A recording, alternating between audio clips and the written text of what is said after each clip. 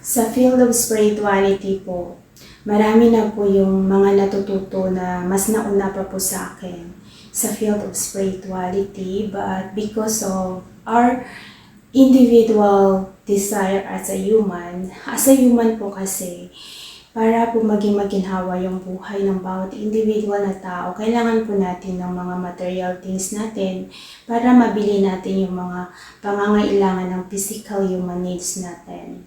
Kung bakit sa field of spirituality, some na mga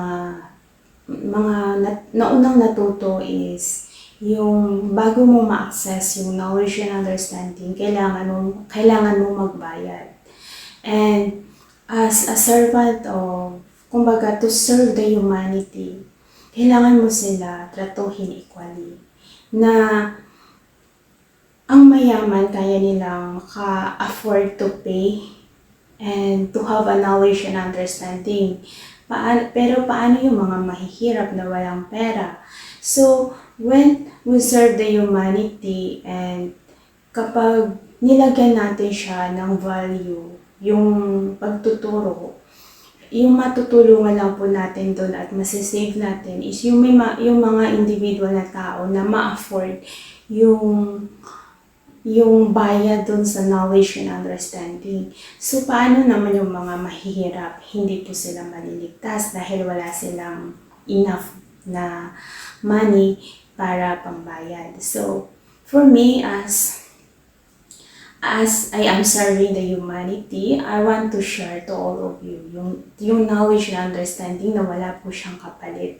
Dahil po sa physical human knowledge natin, this physical human worlds, kapag titingnan mo lang, yung magbibase ka lang sa makikita mo, doon may comparison, may judgment, at magkakaiba ang bawat individual na tao. Pero once kasi na tumingin ka sa puso ng bawat individual na tao, lahat po sila is equal, na walang pagkakaiba sa kanila, na kahit man ang isang individual na tao ay masama, hanggat may puso po siya, darating ang araw at magkakaroon po siya ng self-realization sa sarili niya at magbago po siya. Kung bakit each individual human ay equal, na lahat po sila, meron po silang kabutihan na puso. Kumbaga, merong kabutihan sa puso nila. Kapag sa puso mo sila titingnan, they are all equal. Kung bakit to serve the humanity, we need to be fair to an individual human na walang mayaman at walang mahirap sa mundo ng spirituality, na the knowledge of salvation is equal to all individual human, na kaya nyo i-access individually dahil po lahat po ay may karapatan na maligtas at lahat po ay may karapatan magbago. The only you need to do is to have a self-realization sa sarili nyo. Dahil ako, I will share my knowledge and understanding based po yan sa experience ko on how to achieve the ascension.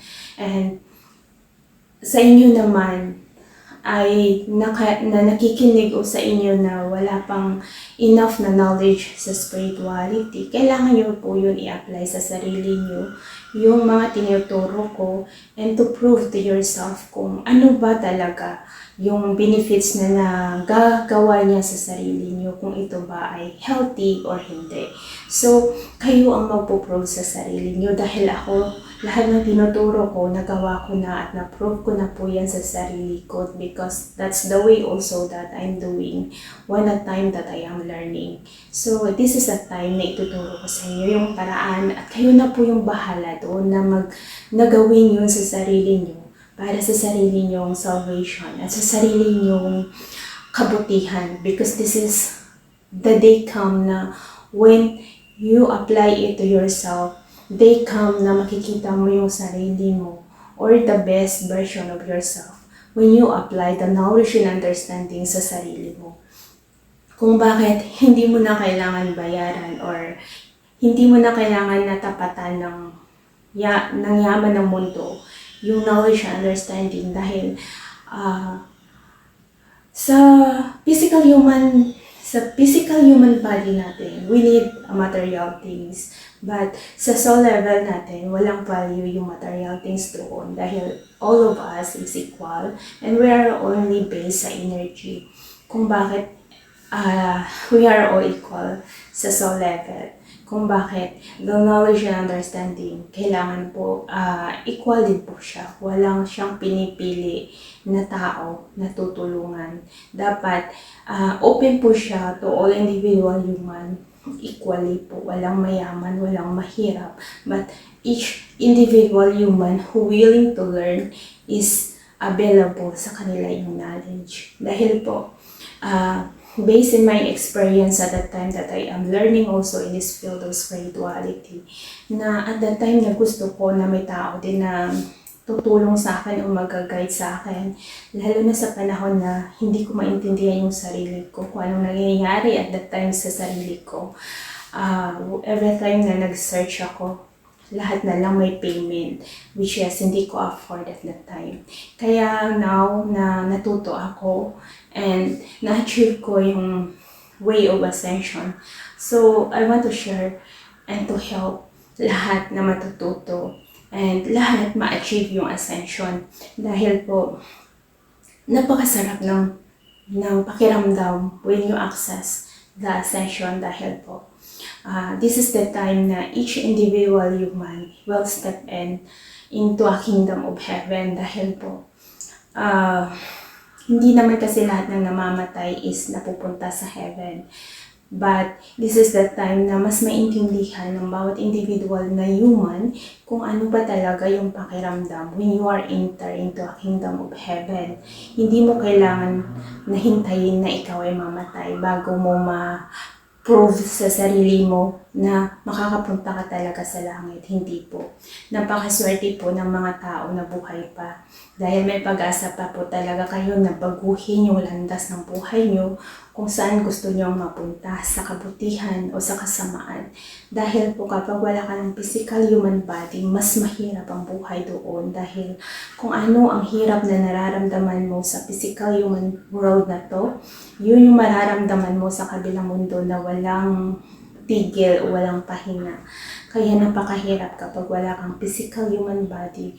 Dahil po naranasan ko po yan dati.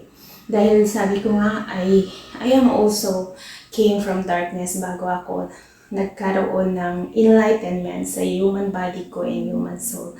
Dahil po, ang hirap po talaga ng buhay doon dahil araw-araw ka kasi pinapahirapan, araw-araw kang umiiyak, araw-araw kang nasasaktan, araw-araw nadudurog yung puso mo.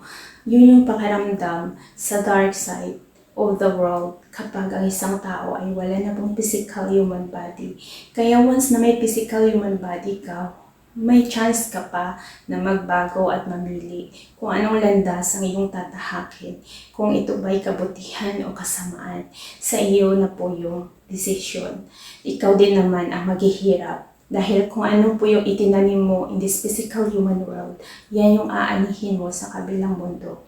Dahil lahat ng mga madadala mo sa kabilang mundo kapag wala ka ng physical human body ay energy, wishes, all your words, action na ginawa mo in this physical human world nung nabubuhay ka it's all converted sa energy, which is yun yung dala-dala mo o yung magiging bagahe mo sa kabilang mundo kapag ikaw ay namatay. Kung bakit I am here teaching all of you, sharing my own knowledge and understanding sa mundo ng spirituality para ma-level up nyo yung knowledge and understanding nyo or ma-level up nyo yung mind consciousness nyo as a human. It's time for change individually. Kaya it's time to set free each individual human from suffering and pain.